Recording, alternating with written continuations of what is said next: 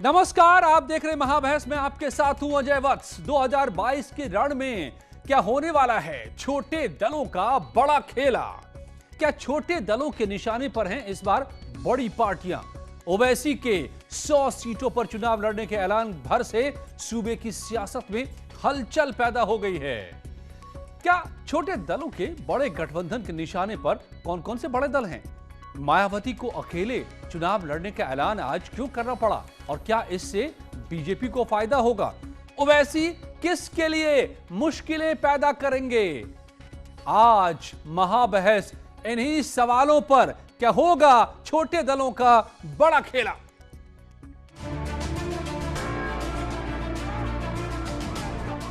UP में 2022 के दंगल में ओवैसी की एंट्री से किसको फायदा?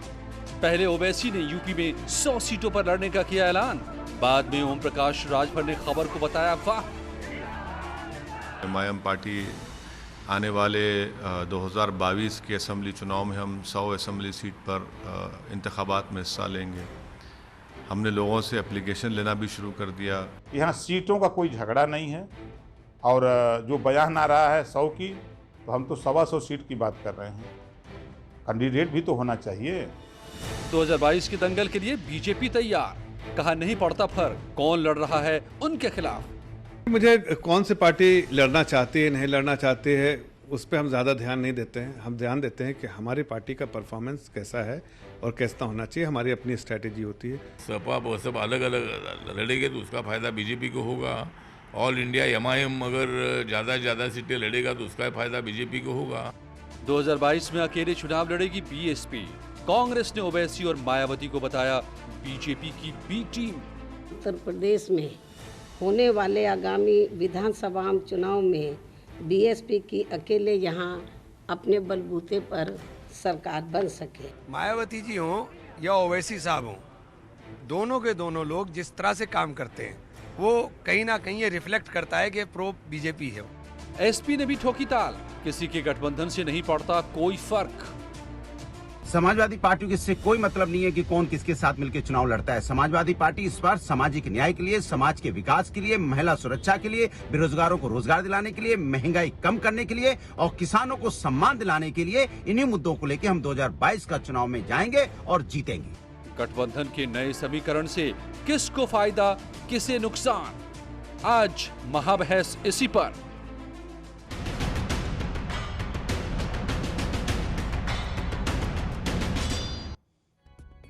तो यूपी 2022 चुनाव की बिसात पर शुरू हो चुका है खेला और इसमें किसके क्या दांव लग रहे हैं, क्या छोटे दलों के बड़े दांव लगने वाले हैं? अरुण राजभर मेरे साथ एसपी के प्रवक्ता जुड़े हुए हैं। प्रोफेसर धर्मेंद्र यादव एसपी के नेता, असीम वकार प्रवक्ता एआईएमआईएम के, सुधींद्र भदौरिया प्रवक्ता बीएसपी, अनिला सिंह प्रवक्ता बीजेपी और मनीष गुप्ता राजनीतिक विश्लेषक मेरे साथ जुड़े हुए हैं। स्वागत है आप सभी का। अरुण राजभर जी, भाई आप लोग अपना स्टैंड तो पहले बताइए, तब तो समझ में आएगा ना खेला। कभी आप कहते हैं कि 100 सीटें नहीं देंगे, शाम होते होते कहते हैं कि ठीक है 100 सीट पर लड़ेंगे। क्या है, आप लोग पहले करने क्या जा रहे हैं? आप लोगों को स्टैंड क्लियर कर दिया जाए कि भागीदारी संकल्प मोर्चा में 10 दल शामिल हैं और 10 दलों ने 403 विधानसभा सीटों पर लड़ने के लिए फैसला किया है। नहीं तो 10 दलों को पता है कि करना क्या है, लड़ना किससे है, कौन दुश्मन है, पर काम कर रहे हैं। हाँ? देखिए, हमारा दुश्मन भारतीय जनता पार्टी है, हमें बीजेपी को हराना है। अगर हमने 2017 में बीजेपी की सरकार बनाया है पूर्वांचल में एकजुट होकर के, तो 2022 में बीजेपी को खत्म भी करने का जिम्मा ओम प्रकाश राजभर जी ने उठाया है।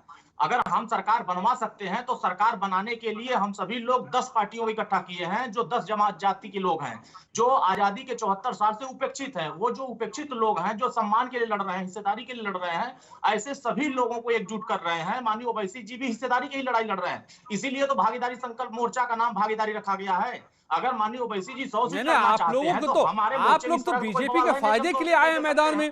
आज कांग्रेस के नेता इमरान मसूद ने भी यही कहा है, लगातार मायावती भी यही कह रही है और तमाम दल यही कह रहे हैं। के लिए काम कर रहे हैं। नहीं, ये बताइए, अगर हम सभी अति पिछड़े वर्ग के लोग, दलित वर्ग के लोग, माइनॉरिटी वर्ग के लोग, उत्तर प्रदेश में पूर्वांचल में 18 से 22% राजभर मतदाता है और पश्चिमांचल में मुसलमान 18 से 22% है, अगर यही दो जातियां इकट्ठा हो जा रही हैं, तो चाहे सपा हो, चाहे बसपा हो, चाहे बीजेपी हो, क्या ये लड़ाई में आ रही हैं? आज हमारे मोर्चे के पास 55% वोट हो गया है और 55% वोट इकट्ठा होते ही सारी पार्टियां बेचैन क्यों हो रही है?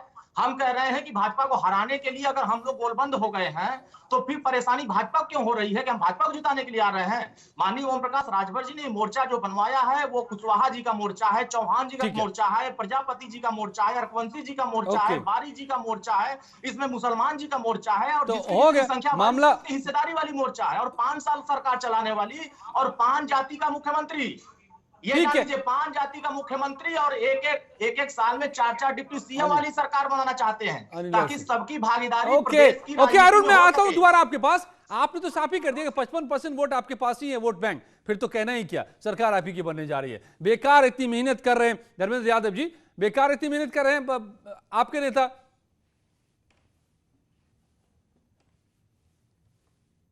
मेहनत करना हमारा काम है, मेहनत कर रहे हैं और हम पूरे प्रदेश में अपने संगठन को मजबूत करने का काम कर रहे हैं और समाजवादी विचारधारा से जो लोग सहमत हैं, जो इस विचारधारा पे अपनी आस्था रखते हैं, उनका हम स्वागत करते हैं। नहीं तो ओवैसी जी के आने से आप लोगों को डर तो नहीं लग रहा? ये लोकतंत्र है अजय जी, 133 करोड़ लोग रहते हैं, इसमें किसी के आने से न डर लगता है न भय लगता है। कोई भी आ सकता है, कोई भी जा सकता है, आने जाने के लिए कौन किसी को रोक सकता है? भारतीय जनता पार्टी में 29 पार्टियां एनडीए के अलायंस में हैं, तो उससे बिहार में तेजस्वी यादव को पता है कि ओवैसी की चोट कितनी गहरी होती है?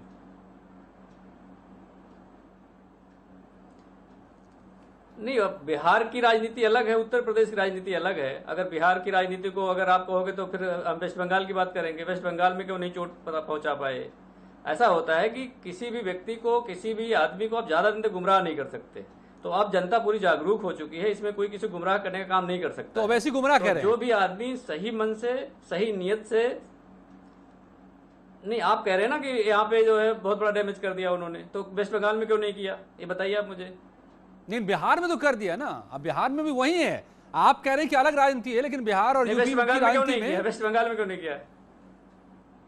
नहीं, बिहार और यूपी की राजनीति में ज्यादा फर्क नहीं है।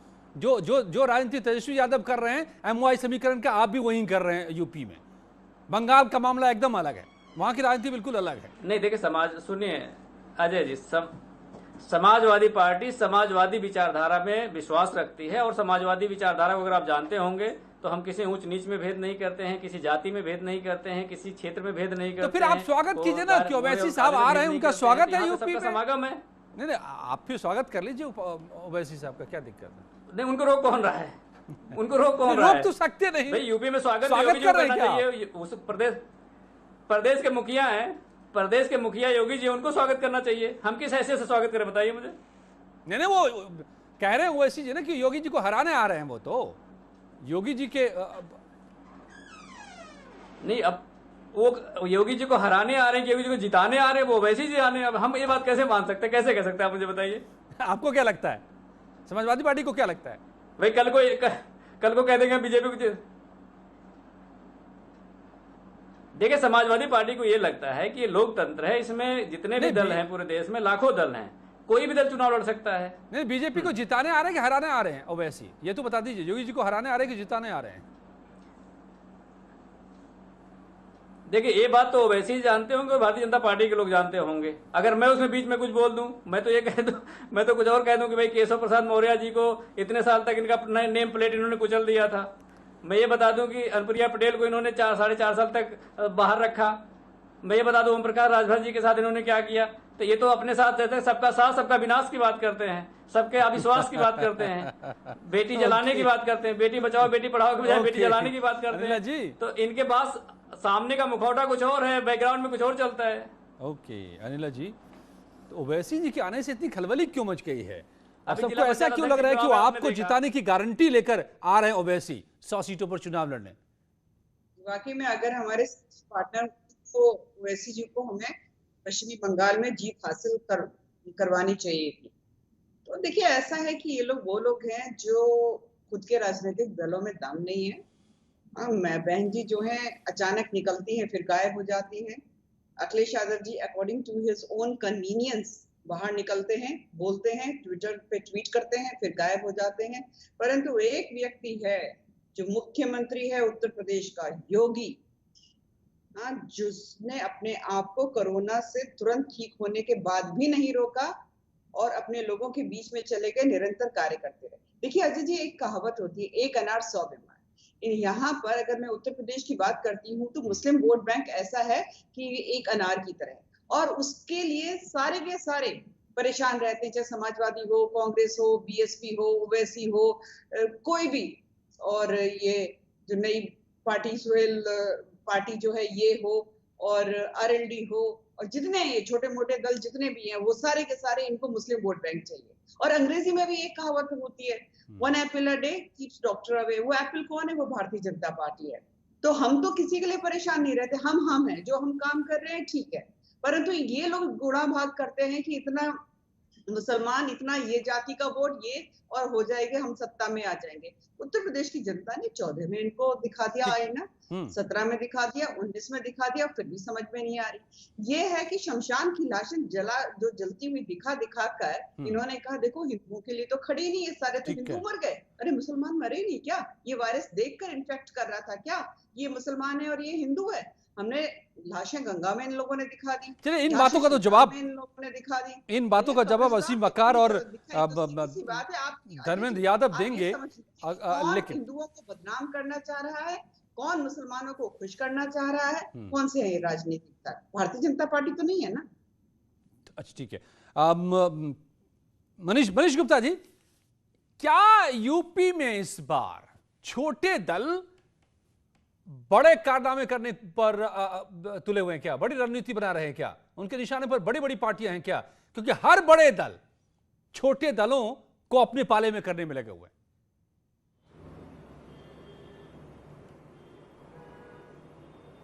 देखिए, ओवैसी महोदय की एंट्री होते ही उत्तर प्रदेश की राजनीति में मानो भूचाल सा आ गया है।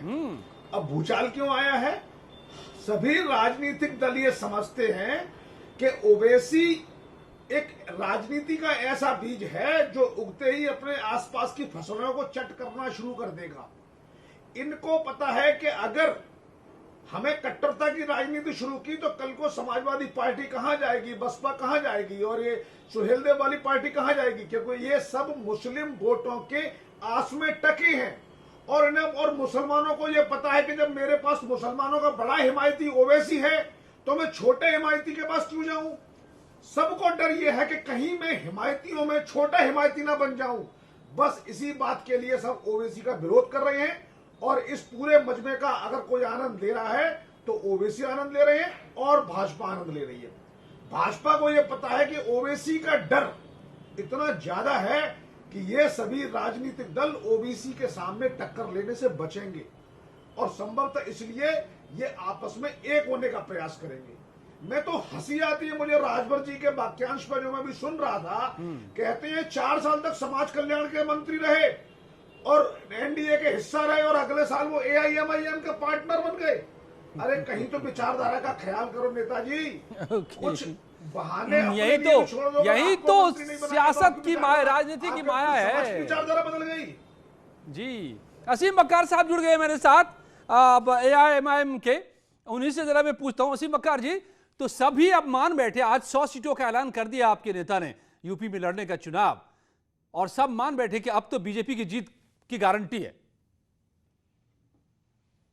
सर ये तो कहिए कि 100 सीट का ऐलान किया है। अगर कहीं 403 सीट का ऐलान कर दिया होता तो आप टीवी में ना होते, टीवी से बाहर निकल आते और सभी लोग बाहर निकल आते। आप कूद कूद के भागते सब। मुझे तो हंसी सर आ रही है इस बात पर। 100 सीट का ऐलान किया है तो 403 सीट पर तो रहने नहीं जा रहे। 142 सीट मुस्लिम बहुल क्षेत्र है यहाँ उत्तर प्रदेश में। 143 सीटें ऐसी हैं जो मुस्लिम बहुल विधानसभाएं हैं, दलित बहुल विधानसभाएं अलग हैं, बैकवर्ड विधानसभाएं अलग हैं। तो अगर हम अपनी राजनीतिक पार्टी के राजनीतिक विस्तार की बात करते हैं, बढ़ाने की बात करते हैं, तो क्या परेशानी है? मुझे तो समझ में नहीं आ रहा है। राजभर साहब अगर हमारे अलायंस में हैं तो आप लोग को क्या दिक्कत होगी? मैं जानना चाह रहा हूं बाकी लोगों से। मनीष गुप्ता जी बोल रहे थे Bahujan Samaj party Samajwadi party alliance में रह चुकी है, कांग्रेस समाजवादी रह चुकी है, कांग्रेस बहुजन रह चुकी है, बाकी और भी दल आपस में सब रह चुके हैं। तो अगर हम किसी से गठबंधन की बात कर रहे हैं, अगर हम भागीदारी संकल्प मोर्चा का हिस्सा हैं, तो लोगों को परेशानी क्या है ये नहीं समझ में आ रहा है। नहीं, परेशानी लोगों को ये है वकार साहब, परेशानी ये लग रहा है लोगों को कि जैसे तेजस्वी सीएम बनते रह गए बिहार में, क्या यही होगा यूपी में भी? नहीं सर, एक बात समझिए, बिहार में इससे पहले जब नीतीश जी और लालू जी साथ में थे तो नीतीश जी मुख्यमंत्री थे और लालू जी ने अपने साहबजादे को अपना हक कहकर कि साहब हमारा हक है डिप्टी सीएम बनाया तेजस्वी यादव। तो 7% 8% वाले लोग जब मुख्यमंत्री बनते हैं तो हक, और 20% वाले 22% वाले अगर चुनाव भी लड़ते हैं तो बीजेपी के दलाल।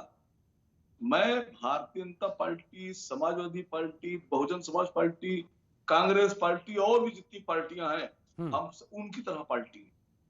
और मैं आपके चैनल पर एक ऐलान कर रहा हूं जी कि चाहे वो अखिलेश जी हो, चाहे बहुजन समाज पार्टी हो, इस बार मजलिस इत्तेहादुल मुस्लिमीन की तरफ से हमारी मांग है कि हमको मुसलमान डिप्टी सीएम या सीएम देखना है। या तो मुख्यमंत्री उत्तर प्रदेश का मुसलमान इस बार होगा या इन पार्टियों को डिप्टी सीएम मुसलमान बनाना पड़ेगा। क्या गुनाह है सर? अगर यादव जी डिमांड करें, क्या मनीष जी क्या करें, मुख्यमंत्री बनेंगे, हमारा हक है। तो अगर आसिम बकार ने मुसलमानों की बात कर दी, मैं ये कह रहा हूँ यही वो रीजन है, वही वो रीजन है। राजनीति करनी है आपको काबिल व्यक्ति नहीं चाहिए, आपको चाहिए मुसलमान कैसे मुख्यमंत्री बने, मुसलमान कैसे उप मुख्यमंत्री बने। बस यही वजह है कि आपसे राष्ट्रीय दल, क्षेत्रीय दल जैसे समाजवादी पार्टी, बहुजन समाज पार्टी और पार्टी आपसे दूरी बनाए रखना चाहती है, क्योंकि आपकी मांग ये नहीं है कि हम काबिल आदमी को बनाएंगे, आपकी मांग ये है कि मुसलमान को बनाएंगे। हम मुसलमान को ये बनाएंगे, हम को बनाएंगे। बस इसी नहीं, मुसलमान काबिल नहीं होता गुप्ता जी, आप भी काबिल है टाई लगा, नहीं सिर्फ टाई लगा के आप काबिल हैं। आसिम बकार काबिल नहीं है, तो काबिल बोलिए, मुसलमान मत बोलिए, तो आइए बात करते हैं बैठ कर। बनाएंगे, मुसलमान मत बोलिए। नहीं, आपके हिसाब से मुसलमान काबिल नहीं है तो आप हिंदुस्तान हो जाते हैं। हिंदुस्तान में 20 करोड़ मुसलमान करते हैं, उसको आप कह रहे हैं काबिल नहीं है। आपको काबिल नहीं मुसलमान और नाकाबिल बात करनी होगी। अच्छा ठीक है, ओके, योग्य बोलिए। आप धर्म की बात मत करिए, आप धर्म की बात नहीं कर सकते, धर्म की बात करते हैं काबिल मुसलमान।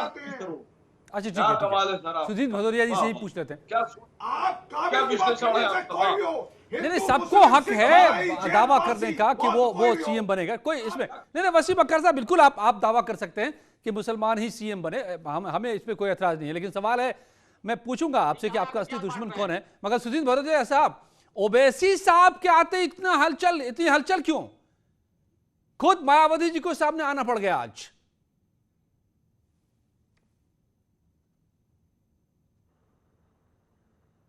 सुधीर जी, भदौरिया जी आप बोलिए। ओवैसी साहब की एंट्री होती है और यूपी की राजनीति में खलबली पैदा हो जाती है। आज खुद मायावती जी को सामने आना पड़ा बताने के लिए कि नहीं, हम किसी के साथ नहीं हैं, हमारे साथ कोई नहीं, हम अकेले हैं। एक तो आपकी आवाज कोई स्पष्ट नहीं है और ना ही मैं जो अन्य आपके इस डिबेट में लोग हिस्सा ले रहे हैं उनकी बात को सुन पाया हूं। पर फिर भी जितना मैंने समझा है कि वो आप पूछ रहे हैं कि क्या बहुजन समाज पार्टी और सुश्री बहन मायावती जी इस चुनाव के अंदर उत्तर प्रदेश में होने जा रहे हैं उसमें अकेले लड़ेंगी। तो मैं ये कहना चाहता हूं कि उत्तर प्रदेश में हम पिछले कई वर्षों से अकेले चुनाव लड़ते रहे हैं और हमने अकेले लड़कर सरकार भी बनाई है। हालांकि हम मिलके भी लड़े हैं और अकेले भी मिलके सरकार बनाई है और अकेले मिलके कई बार सरकार बनाई है।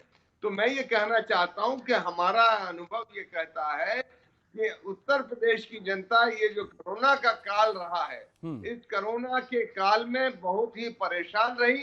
भारतीय जनता पार्टी की सरकार चौतरफा तौर पर असफल रही। और मैं ये भी कहना चाहूंगा कि जिस प्रकार से अन्य पार्टियां हैं उनके भी आचरण लोगों ने पूर्व में सरकारों में देखे हैं। बहन मायावती जी की एकमात्र ऐसी सरकार है जहां कानून व्यवस्था चुस्त रहती है, विकास होता है, लोगों को रोजगार मिलता है और हम उत्तर प्रदेश में एक खुशहाली ला सकते हैं। इसलिए बहन मायावती जी इस चुनाव को, जैसा कि उन्होंने अपनी प्रेस कॉन्फ्रेंस में कहा है, वो हम लोग अकेले लड़ेंगे और हमें पूरा विश्वास है उत्तर प्रदेश की जनता का सहयोग और आशीर्वाद हमारे साथ रहेगा और हम अकेले बल पर जिस प्रकार से 2007 में हमने सरकार बनाई थी, इस बार फिर से बनाएंगे। नहीं, लेकिन ओवैसी जी के आने के बाद, ओवैसी जी के आने के बाद आपका सर्वजन का जो फॉर्मूला लेकर फिर से एक बार आए हैं, वो कैसे पूरा होगा? देखिए, ओवैसी जी की पार्टी अलग है। वो खुद पहले, आज से 6, 7, 8 महीने पहले उन्होंने खुद भी प्रेस कॉन्फ्रेंस करके कहा था कि हम उत्तर प्रदेश में हमारा कुछ भागीदारी मोर्चा बन चुका है, उससे वो लड़ेंगे। तो अब जब वो लड़ रहे हैं, वो भाई लोकतंत्र है, उनको भी अपना अधिकार है अपनी उपस्थिति या अपना चुनाव लड़कर अपनी ताकत का प्रदर्शन करने का, लोगों के पास जाने का। उसी प्रकार से अन्य पार्टियां भी लड़ रही हैं। ठीक है, लेकिन कांग्रेस सुधीर पार्टी जी भी लड़ेगी और भी छोटी छोटी पार्टियां भी लड़ेंगी। लेकिन तो आज मैं ही कहना चाहता हूं कि बहुजन समाज पार्टी अपने सुधीर जी बल पर जी, दावा करती मैं पूछ ही है लेता हूं और सवाल, हमें पूरा आपसे विश्वास संपर्क है टूट कि जा रहा दूसरी है। बहन मायावती जी के इमरान नेतृत्व में मसूद, इस बार इमरान हमारी मसूद सरकार ने भी आज बनेगी। ऐलान कर दिया कि आपने अकेले चुनाव लड़ने का ऐलान किया है, मतलब बीजेपी को आप भी और ओवैसी साहब भी मिलकर जिताने में आप जुटने वाले हैं। मुझे आपका प्रश्न नहीं सुनाई दिया। आपके अकेले लड़ने से बीजेपी का फायदा होगा? तो हमारे अकेले से क्यों लड़ने से फायदा होगा? हम पहले अकेले लड़के क्या जीते नहीं है? क्या समाजवादी पार्टी अकेले नहीं लड़ी है? क्या कांग्रेस पार्टी ने अन्य जगहों पर चुनाव लड़ रही है? हम देखते हैं जहां हमारी जरूरत है, हम अकाली दल के साथ मिलकर लड़ रहे हैं। पंजाब में वहां पे भी सरकार बनाएंगे, उत्तर प्रदेश में भी सरकार बनाएंगे, हम सुश्री बहन मायावती जी मुख्यमंत्री बनेंगी। भारतीय जनता पार्टी को क्या पहले नहीं हराया है बीएसपी ने? भारतीय जनता पार्टी और समाजवादी पार्टी को हराकर हम लोग अकेले भी सरकार बना चुके हैं। इस बार फिर हम सरकार बनाएंगे।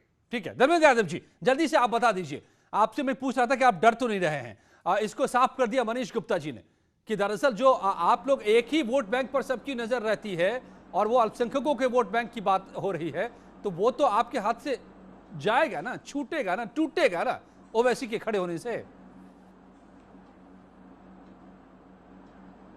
अजय जी, क्या जाएगा, क्या छूटेगा, क्या टूटेगा, क्या बचेगा, वो तो बाद की बात है। मैं आपको बस एक बात कह दूं कि जो समाजवादी पार्टी है, समाजवादी पार्टी ने कभी विचारधारा को नहीं मारा। आज तक कोई ऐसा अलायंस नहीं किया जिसमें विचारधारा हमारी मर रही हो। बाकी जितनी पार्टियां हो, चाहे भारतीय जनता पार्टी हो, पीडीपी से गठबंधन किया अपनी विचारधारा से अलग जा करके, बीएसपी ने किससे गठबंधन किया, कांग्रेस ने किससे गठबंधन किया। हमें क्या है, विचारधारा की राजनीति करनी है, इसलिए हम विचारधारा की बात करते हैं। अभी हमारी जो बीजेपी वो विचारधारा कौन सी है? कहा था कि सारी पार्टियां, वो विचारधारा कौन सी? आप जिस विचारधारा की बात कर रहे हैं वही तो मैं भी कह रहा हूं कि आपकी विचारधारा तो वही है ना कि अल्पसंख्यक आपके साथ रहे। उसी पर तो ओवैसी साहब समाजवादी विचारधारा है साहब। आप कैसे नहीं, समाजवादी विचारधारा आप नहीं जानते क्या होता है?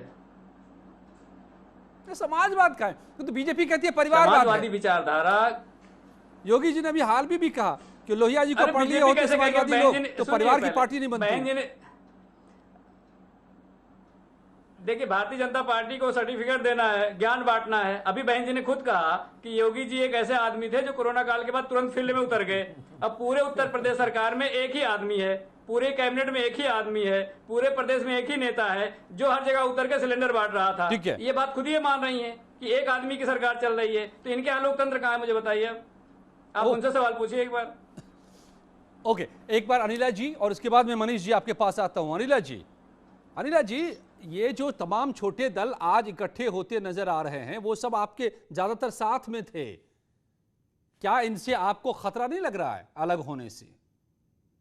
जी, देखिए Ajay ji, I just make 3 quick points. सबसे पहली बात तो यहाँ पर ये है कि अभी मैं समाजवादी पार्टी के प्रवक्ता को भी सुन रही थी और बीएसपी के प्रवक्ता जो हैं यहाँ पे, मैं उनको भी सुन रही थी, और दोनों लोग आइडियोलॉजी की बात कर रहे थे। एक अंबेडकर जी की आइडियोलॉजी की बात करते हैं, दूसरे समाजवादी वाले जो हैं वो लोहिया जी की आइडियोलॉजी की बात करते हैं। पर वास्तविकता ये है कि वो मायावती जी की आइडियोलॉजी से चलती हैं, जो मूर्तियां बनाने में केवल विश्वास रखते हैं। और मैं भदौरिया जी से कहूंगी, आप कह रहे थे कि लॉ एंड ऑर्डर बहुत चुस्त दुरुस्त रहता था मायावती जी के टेन्योर में, तो बता दूं योगी आदित्यनाथ जी ने 1000 करोड़ से ज्यादा की जो प्रॉपर्टीज है अपराधियों की वो जब्त कर ली हैं। और यहाँ पे जो दुर्दांत अपराधी हैं वो डर के भाग जाते हैं, और हमारी पार्टी जो है अंसारी जैसे व्यक्तियों को ना तो टिकट देती है ना उन्हें चुनाव लड़वाती है, और जो जाके छुप जाते हैं पंजाब में, वहां से पंजाब से खींचकर वापस उत्तर प्रदेश में लेकर आ जाती है। तो ये दोनों पार्टियां मायावती जी और अखिलेश यादव जी की आइडियोलॉजी से चलती हैं, और इन दोनों की आइडियोलॉजी क्या है, भ्रष्टाचार में लिप्त है, हमें अच्छी तरीके से पता है। दूसरी बात ये है कि ये छोटे छोटे दल ठीक है मिलकर अपने एक अलग रूप में अलग प्लेटफॉर्म पे चुनाव लड़ना चाहते हैं, बिल्कुल लड़िए, डेमोक्रेसी की यही खूबसूरती होती है। पर मुझे ये लगता है कि मेरी पार्टी यानी भारतीय जनता पार्टी की का ये अचीवमेंट रहा है, नरेंद्र मोदी जी का ये अचीवमेंट रहा है कि अब लोग जो है जाति और धर्म से ऊपर उठकर वोट डालते हैं। ये हमने 14 में भी देखा, 17 में भी देखा, 19 में भी देखा, और ये रिपीट करेगा। जो लोग सोशल इंजीनियरिंग करते रहते हैं और ये डर दिखाते हैं कि हमने भारतीय जनता पार्टी को जिता दिया, 0.2% जो है नहीं सॉरी 0.7% मिले थे बीएसपी को, 0.7% मिले थे, और आज 0.2% और 0.7% अगर बताइए अरुण राजभर जी कि भारतीय जनता पार्टी को 0.7 दे देंगे तो राजभर जी 0.7% के साथ आप सीएम बनने की बात कह रहे हैं जी, कैसे मतलब होगा ये, क्या फॉर्मूला आप लेकर आ रहे हैं, कैसे थे ये भी तो बता दीजिए। 8 सीटों में 4 सीटें जीते हैं और 8 सीट लड़े हैं ना, फिर 0.7 आए हैं। अब तो 403 सीटों पे बात हो रही है ना, 403 सीटों पर जब लड़ेंगे तो 0.7 से हम 55-60% तक पहुंचेंगे। अब तो हम अकेले थे, अब तो हमारे साथ कुशवाहा हो गए, चौहान हो गए, पाल हो गए, प्रजापति हो गए, अर्कवंशी हो गए, बारी हो गए, नायक हो गए, लोधी हो गए, मुसलमान हो गए, हमारे पास तो सारे लोग खड़े हो गए। अब तो हमारे पास बहुत बड़ा वोट बैंक खड़ा हो गया है। अब हम एकजुट होकर के हिस्सेदारी के लिए, जिसकी जितनी संख्या उसकी उतनी भागीदारी मोर्चा का सीएम कौन होगा?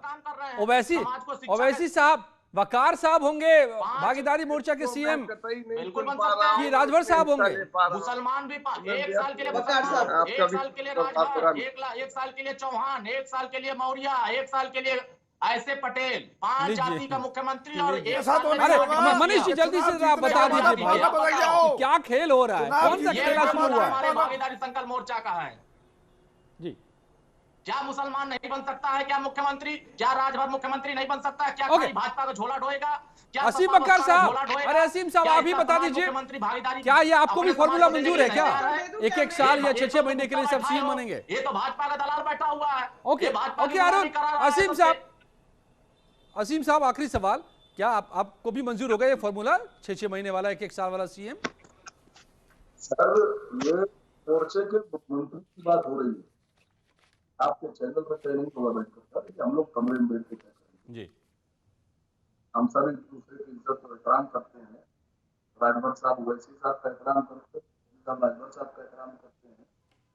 आवाज साफ नहीं आ रही है और वक्त भी खत्म हो चुका है, लेकिन जाहिर सी बात है कि ये प्रचंड रण है 2019 का जो शुरू हो चुका है, और उसके बिसात पर इस वक्त कम से कम छोटे छोटे दल बड़ा खेल खेलने की कोशिश में जरूर हैं।